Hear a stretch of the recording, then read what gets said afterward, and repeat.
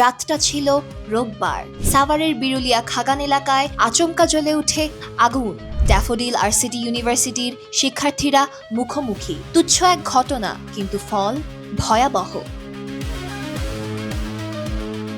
শুরুটা নাকি মোটরসাইকেল থেকে ফেলা এক থুতু নিয়ে ড্যাফোডিলের এক শিক্ষার্থীর গায়ে লাগে।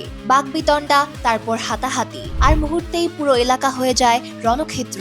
রাত 9টা থেকে ভোর 4টা ভাঙচুর, আগুন, বিস্ফোরণ। পুড়েছে বাস, প্রাইভেট কার, কম্পিউটার ল্যাব, এমনকি স্বপ্নও। আহত হয়েছে অন্তত অর্ধশতাধিক শিক্ষার্থী।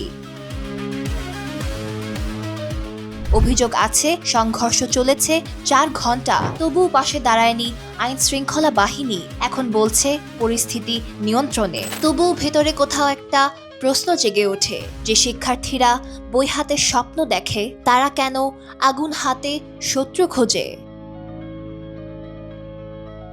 লাইক করুন, সাবস্ক্রাইব করুন, আর ফলো করুন voice of Bengal. Niharika, voice of Bengal.